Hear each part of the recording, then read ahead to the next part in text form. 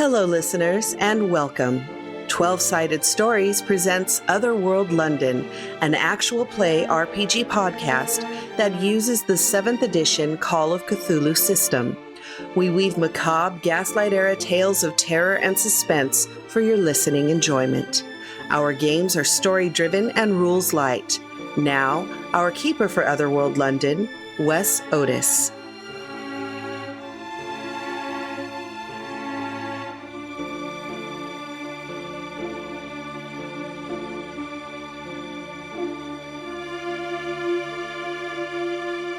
Hello, everybody, and welcome to Otherworld London, episode 36. Let's introduce the players. Hi, everybody. I'm Michelle Otis, and for tonight's episode, I'm playing someone a little different. Her name is Morgan Atrio. Hey, guys. I'm Mac Beauvais. I'm going to be playing Jessica Vogue. Hi guys, this is Terry Gamble here. I'm going to be playing Isaiah Vogue tonight. On our last episode, the Vogue family flew down to Brazil and then started to fly across the Amazon to Peru on their trip to go look at archaeological sites. During the flight across the Amazon, Abel Vogue grabbed the stick of the plane and sent it down into the jungle canopy. Everyone was able to get off the plane, but they kept hearing this weird sound. They made a camp and fell asleep, then woke up to the sound of something horrible outside their tents. And that's where we start. And then you hear a step and a clicking sound. And your mother looks very, very nervous. I think Jessica's got her hands over her mouth trying to not make a sound, but looks absolutely petrified. There's not a lot of light outside because, again, the trees block out a lot of the moonlight coming down, but you feel like there's something not far from your tents, and it's walking. You hear more than one footstep. I slept with my gun right next to my body. I have it at the ready. I'm going to slowly cock it to have an extra ready. Okay. I look to everybody. I just... Your dad puts out his hand almost like, you're not going out there, right? No, Pa, I'm not going outside. I get closer to the door, the flap of the tent. Okay. Michelle, what were you going to say? Is there a little slit in the tent that I can kind of peek out of without actually moving the tent? Yeah. Okay. Well, what do I see? So you peek out and you see a huge, kind of looks like a spider with long black legs. It's probably about 7 feet tall with a skull-like face on the front of it and a huge stinger coming from its abdomen on the back. Ooh. That's, it's just a few feet away from the tent. That's going to give me some nightmares. So this thing is literally 5-10 feet away from the tent. I need sanity checks from Michelle because no one else has seen it yet except for Morgan. I didn't do so well. I rolled a 93 over my 54. Ooh. You take 7 points. Holy shnikey. Yike. I don't think this is going to end well for Morgan. Yeah, I'm not thinking it's good for most of us, so I think this is how it go. Yeah.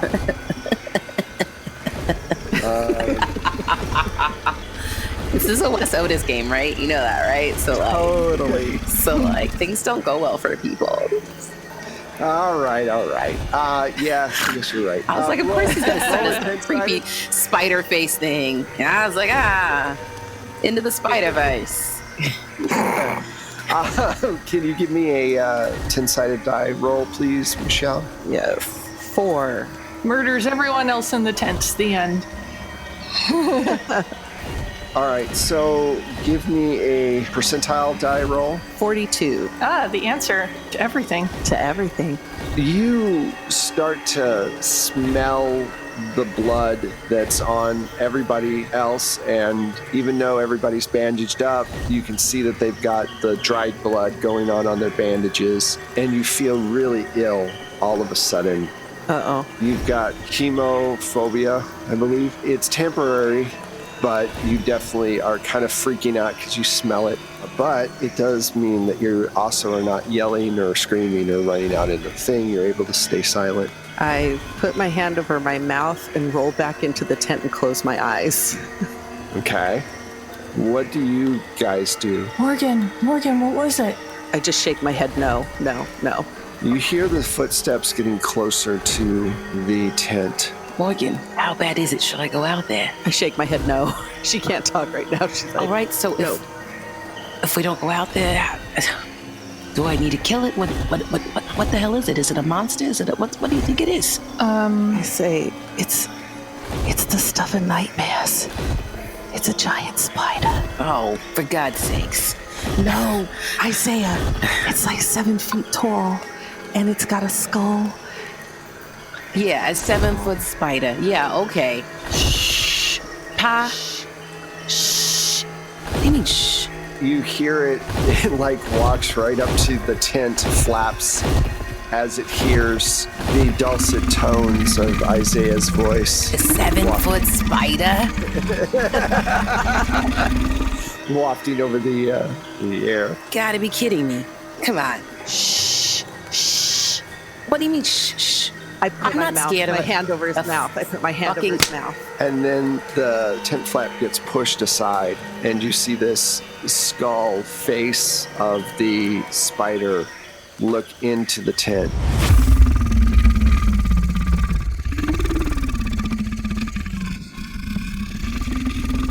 Everybody well, actually, Michelle, this is probably going to freak you out pretty bad too. So why don't we have just sanity checks all around? Woo! Whew, I made mine this time. Oh, I actually made my sanity check. That's good, I guess. Cool. I did not. 7-foot spider, huh? Yeah, I rolled a 66 over 58. It's not too bad. You take 4 points of sand. Yeah, it's just right there in your face. You're like a foot away, and it starts to open its mouth up.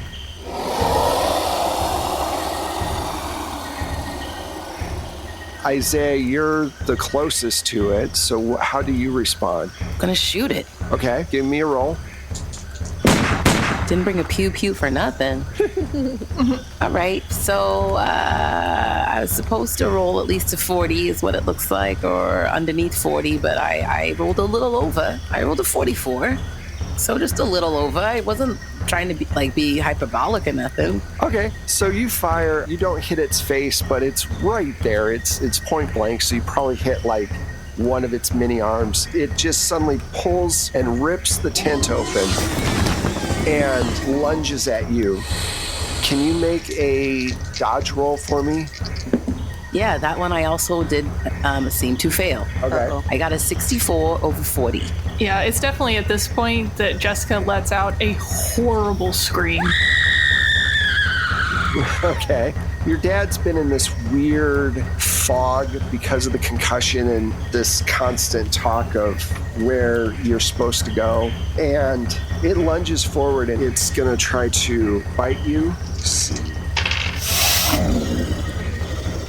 All right, so it lunges forward towards you and misses. Its jaws snap just a few feet away from you. And your mother lets out a, "Get out, run, run!"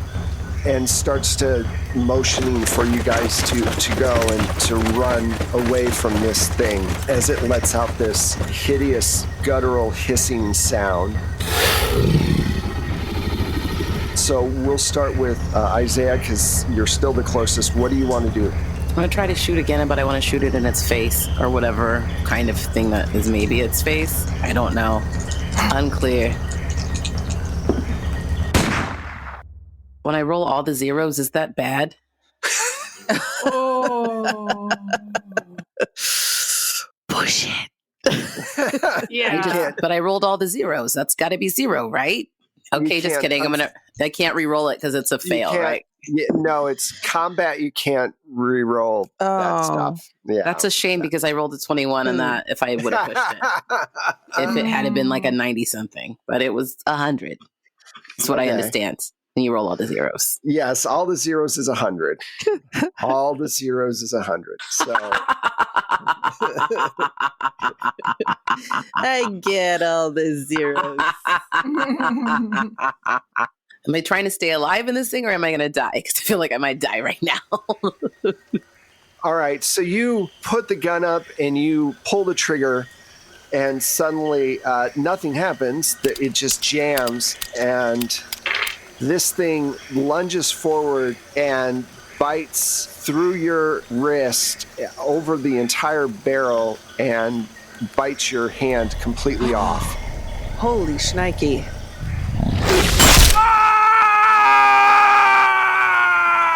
Your mother screams at that point and runs over and starts pushing you away to run, and you are in shock as you start to lose blood. Gotta wrap the arm. Gotta wrap the arm.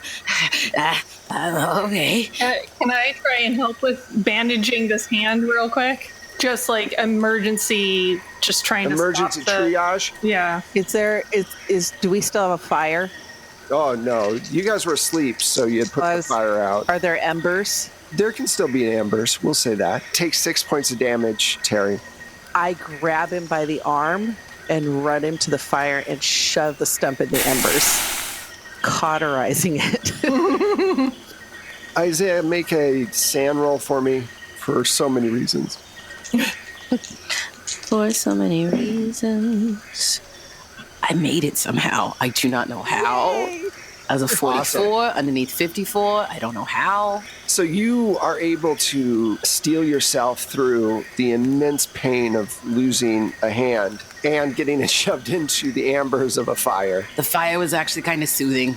You cauterize it, and your mother's screaming at you to run. And your dad gets up and he grabs Jessica by the arm, and Morgan's got Isaiah. You guys start to run, and this thing is behind you. Your mom is having trouble keeping up, so she stops and turns around and runs directly into the thing to stop it from catching up to you guys.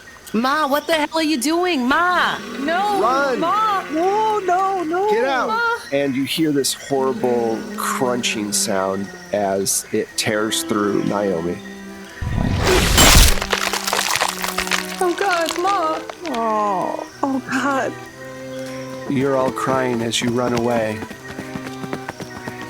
And you wake up the next morning. You just remember everything kind of in a haze as you ran away. And you can still kind of hear the sound of your mom getting attacked. You find yourself in front of this huge stone with all these intricate carvings on it. And there's a bundle of firewood and fruit not far from where you wake up under a big tree. And just automatically everybody takes 5 sand because of the traumatic happening. Sometimes you just take sand. Roll against your intelligence for me. And let me know you want to get over your intelligence. Over. Oh, that's cruel. Yeah, That's you want to get unfair. over. Yeah. Cute. This is the time I roll a 31. Yeah, I got a 42 under 75. Thanks. Under Yeah, I got a 65. 60. Michelle, did you make your roll? Oh, no. Okay. No one did. So everybody roll a 10-sided for me. 8. 7. 5.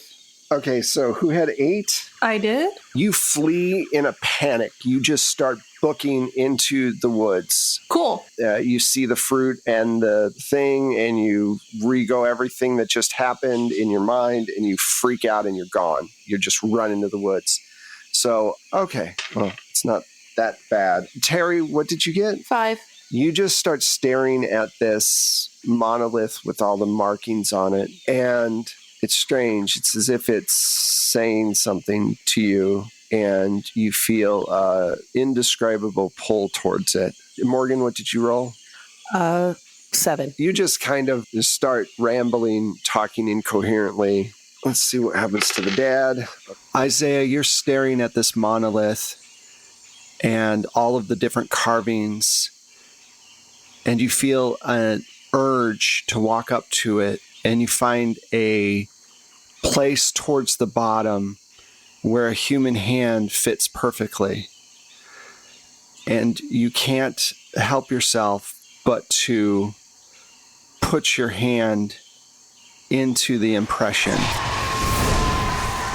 And when you do that, you feel this sensation come over you, like a buzz, almost like electricity coming through your body and going down in the ground. Pieces of the carvings start to light up. And your father walks up and he says, that was supposed to be my hand. I was supposed to wake it up, I think. I didn't mean for any of this to happen. I'm sorry, Isaiah. I'm so sorry. What do you mean, wake it up? What the hell? What is this, Pa? They started talking to me. They? Who? These voices, I heard them in the clocks and the... We're down here in Mazgon, and I don't have a hand because you heard voices in your head? Are you serious? Why would you send us down here like that? It should have been me. You shouldn't have... I shouldn't... Why did we all come here with you? You didn't need all of us with you. Why would you even... Pa, I don't understand. I didn't know what they were going to do. I just knew that I needed to come out here. I thought it was just going to be a trip. You bring us all the way from the old country to here, and now we're in the middle of freaking the Amazon forest. We've come so far as a family, and you bring us down here, Pa? For what? I don't know. To kill us all? We made it out of there to be alive and start a legacy and you... Pa. I'm so sorry. And the monolith starts to crack up the center of it and open.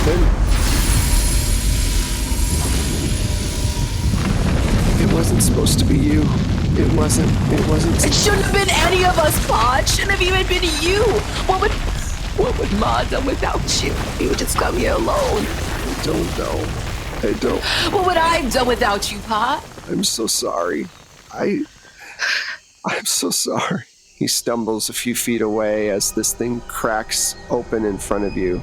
And inside of it looks to be this glass enclosure, and it also opens. And you lose for a moment. You're only able to stare at it. I guess you're stunned as you're looking at it.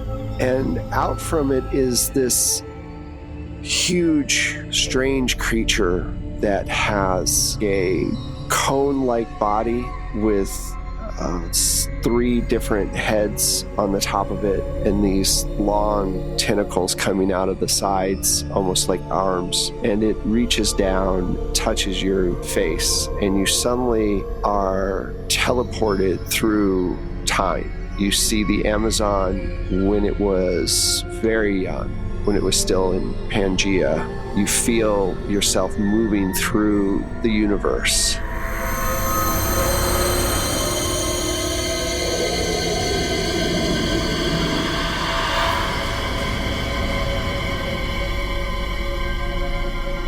In the background, you hear the sound of a gunshot as you start to lose yourself in this daze that this creature seems to put you in. And then you wake up and you're in this primordial forest, and your body has these huge patches of gray with red veins popping up all over. And your mind starts to change.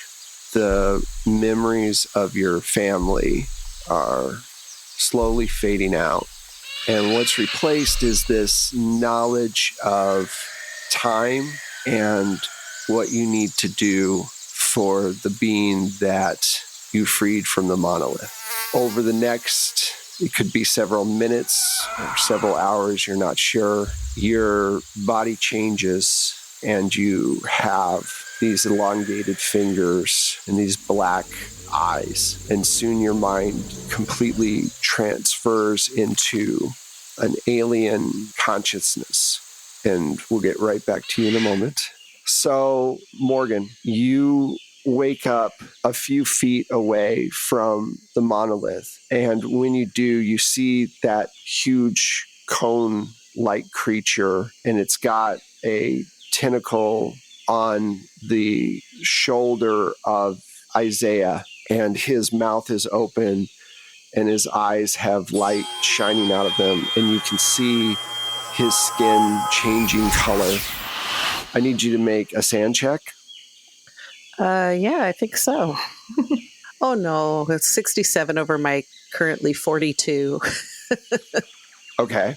Some of the monsters, they're like, roll percentile dice, and you might lose up to 100 points in one go, but this is not as bad. You take 4 points, and because you're kind of stunned as well, Jessica's dad goes up, Abel grabs the gun that Isaiah is holding and stumbles back and fires, and the bullet hits, but this thing is like at least 15 feet tall, so Right. it doesn't really do anything.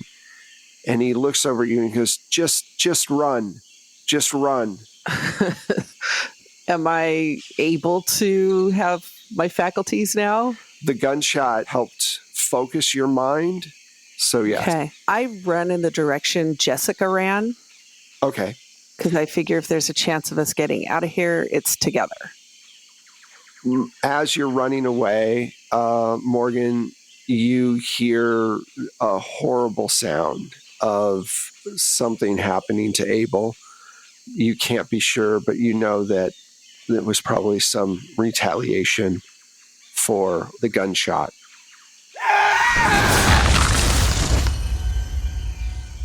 You don't know how long you ran, Jessica, but you come out of your kind of daze that you did where you just panicked and ran, and you see these human figures again come out of the darkness of the forest.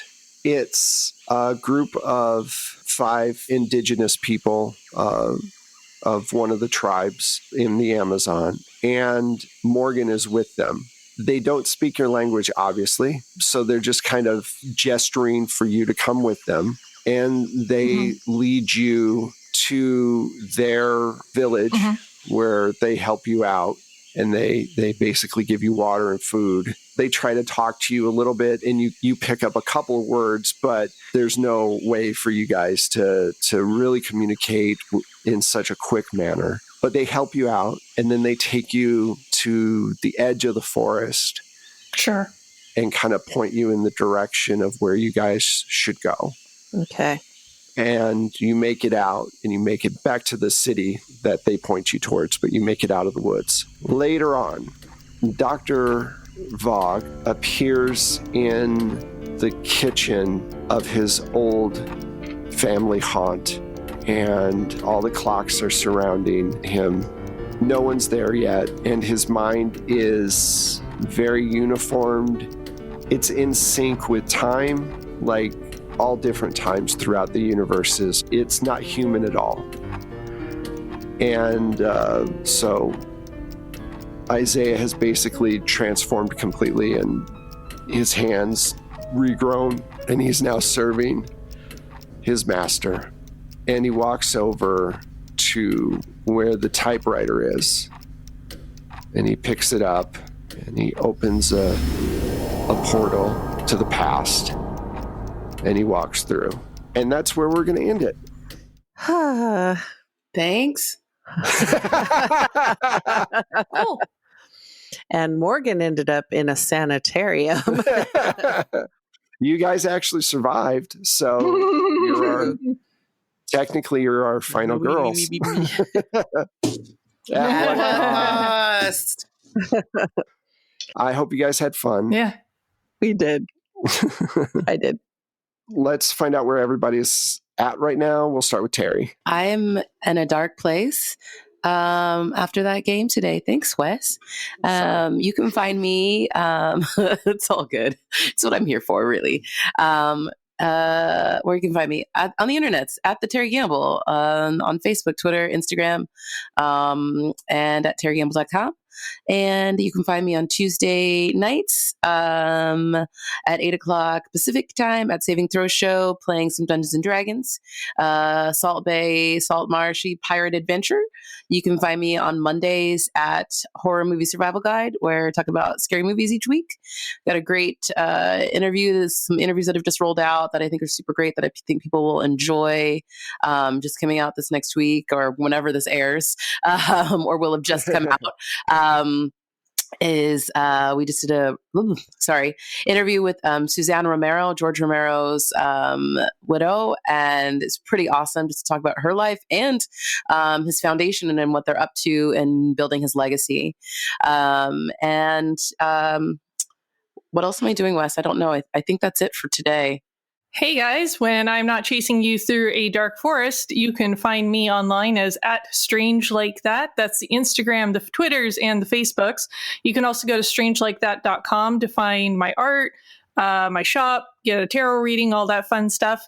You can also find me over at Happy Jack's RPG every Monday, alternately playing things from the Flood campaign or a brand new game system called The Great American Witch. So check those out.